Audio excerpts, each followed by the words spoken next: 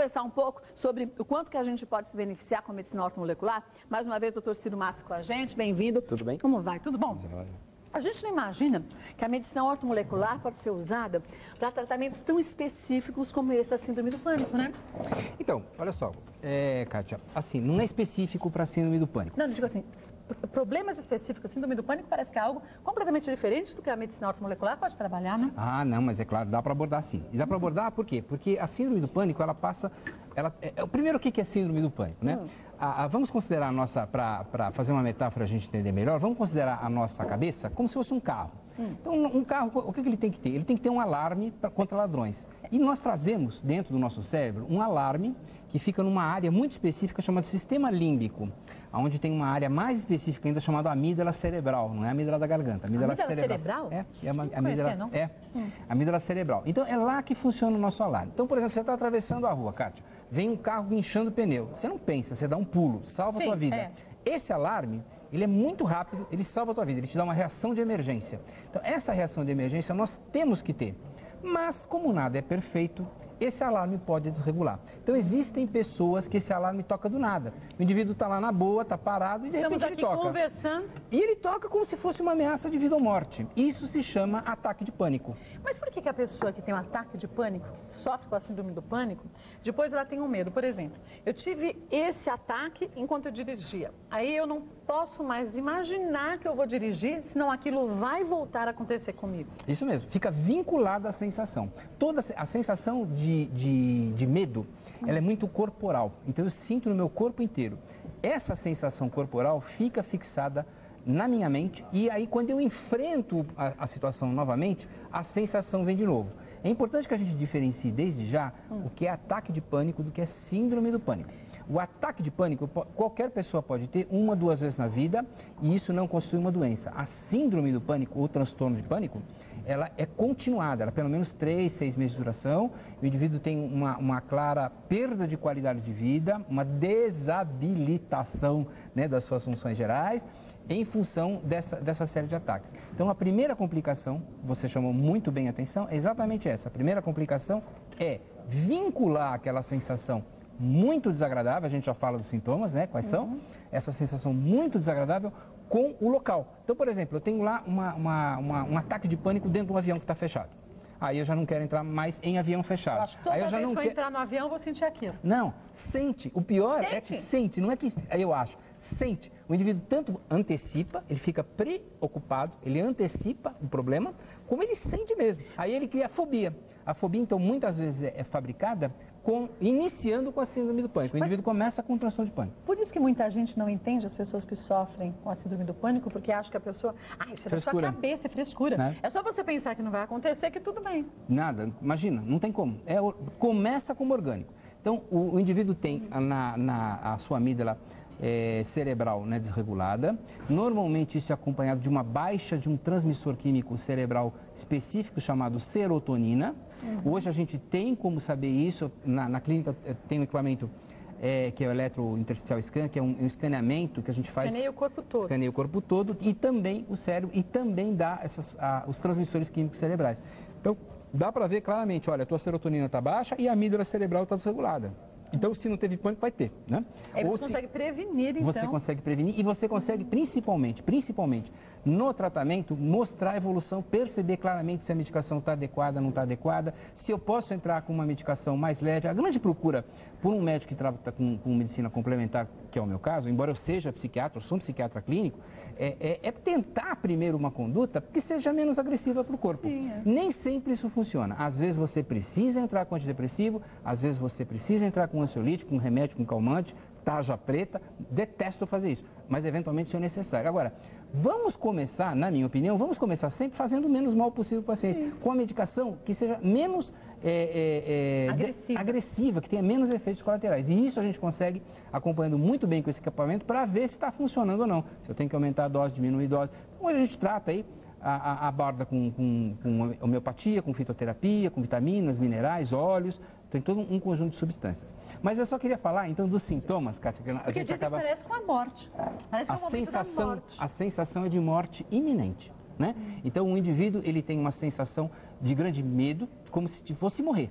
literalmente, a morte iminente. Quem já teve essa sensação, eu há muitos anos atrás, quando era menino, eu quase morri afogado, né? Ah, é? É, eu dei bobeira e quase morri afogado.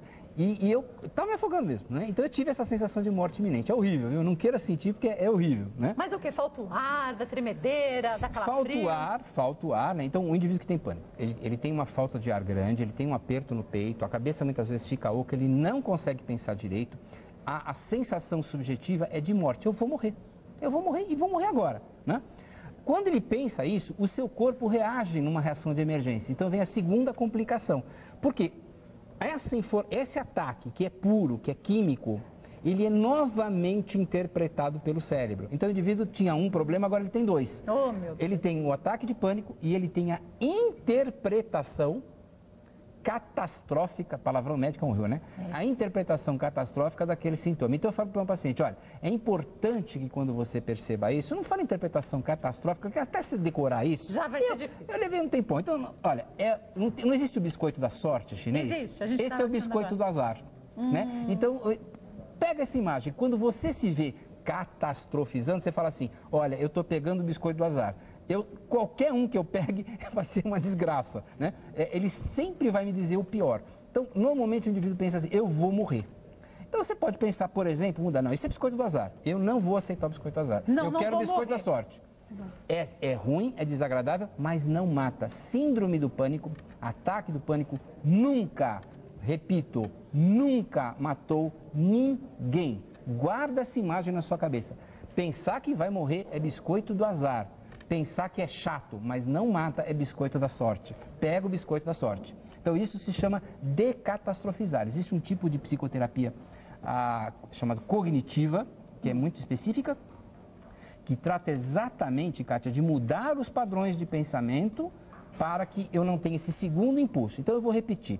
Num primeiro momento, o teu cérebro antigo tem uma reação de alarme, isso é químico. E é isso que a gente detecta no equipamento e trata de preferência de maneira menos agressiva. Mas existe um segundo momento que é a catastrofização. É eu pegar o biscoito do azar, eu imaginar que aquilo vai ser muito pior do que realmente é. E é isso que eu posso minimizar, justamente aprendendo a pensar o oposto. Aprendendo é chato, é terrível, mas não me mata. Mas não me mata. Né? Então, o principal padrão de pensamento que os portadores de pânico devem ter, isso é uma dica fundamental.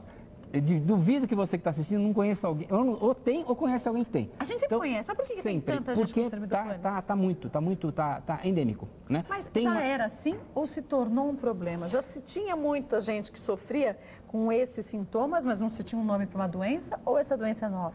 Provavelmente já existia há muitos anos, ela já recebeu diversos nomes e depois um psiquiatra norte-americano, Dr. Klein, percebeu que isso constitui uma síndrome, um conjunto de sinais e sintomas, e aquilo passou a ser melhor estudado nos Estados Unidos na década do cérebro. Então, e aí se percebeu claramente, né, com as imagens de cérebro, com um estudo de bioquímica, o que está acontecendo, que é um problema inicialmente, exclusivamente orgânico. Mas o que causa a síndrome do pânico? O que pode dar um start? É hereditário? Não é hereditário? Olha, até hoje se discute. Os especialistas assim se dividem, né? O que a gente sabe, existem pessoas que são mais predispostas a isso. Então elas têm a área da amígdala e do giro do cíngulo, mais palavrão médico.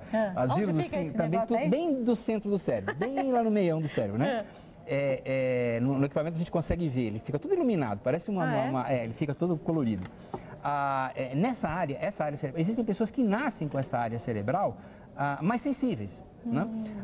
Por uma série de razões. Então, você tem, por exemplo, pessoas que tiveram essa área muito estimulado na infância. Por exemplo, pessoas que cuidaram, que tinham lá um parente alcoólatra. Então, quem teve pai, mãe ou convivia com alcoólatra, sempre tinha a nítida sensação de que o que vai acontecer em seguida? É sempre uma surpresa. Então, essa área fica constantemente estimulada e desregula. Desregula como uma máquina qualquer. Desequilibra. Né? Desequilibra.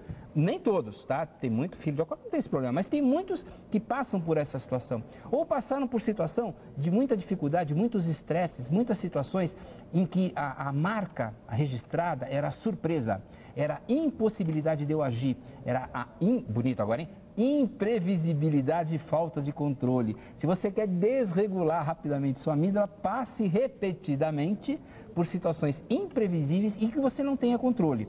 O organismo humano detesta o que não é previsível e detesta o que você não tem controle. O que é desconhecido duplamente, né?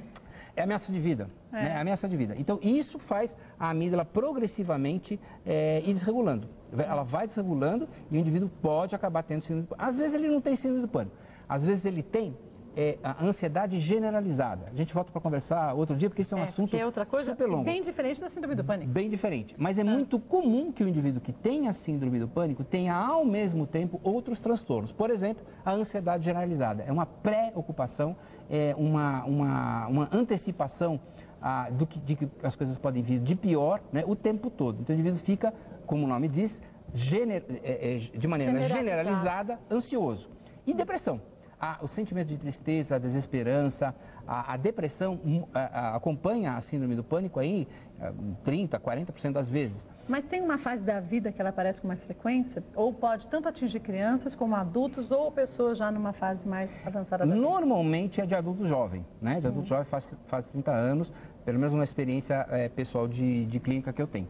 Mas isso, as estatísticas variam também no mundo, porque isso vai depender da cultura que o indivíduo está inserido, né? Então, por exemplo, você vai para uma cultura mais oriental, chinesa oriental, principalmente japonesa, é proibido demonstrar emoções. Então, eles seguram aquilo, seguram e só desencadeia isso quando a coisa está muito... Já não tem jeito. Já não tem mais jeito. Agora, na nossa cultura, não. Isso acontece de uma maneira um pouco mais precoce. Quando a gente faz um tratamento preventivo, e aí a medicina ortomolecular também é muito usada, a gente pode, através de aparelhos como este, perceber que você tem uma certa tendência a ter síndrome do pânico e começar já com vitaminas, com sais minerais, aí, de acordo com a necessidade da pessoa, a evitar que esse problema surja, que esse start seja dado? Sem dúvida. O que você consegue perceber é que existe uma fragilidade dessa área cerebral. Então, enquanto você está com essa fragilidade, você pode tomar certas medidas preventivas. Então, se a gente detecta, por exemplo, que o indivíduo, no caso de quem trabalha com orto, se você detecta que o indivíduo tem uma baixa de serotonina, uma propensão a ter síndrome do pânico,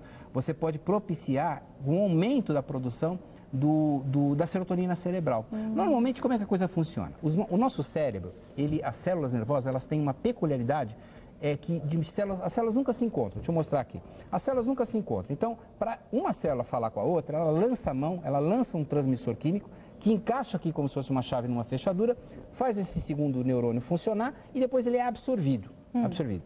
O antidepressivo que é utilizado para tratar a síndrome do pânico, ele inibe essa absorção, esse reaproveitamento dessa substância química. Mas onde fica essa substância? Fica jogada. Ela fica aqui, então, ela fica aqui, né? Ela sai desse neurônio, entra nesse outro e volta entra de novo aqui para ser aproveitado.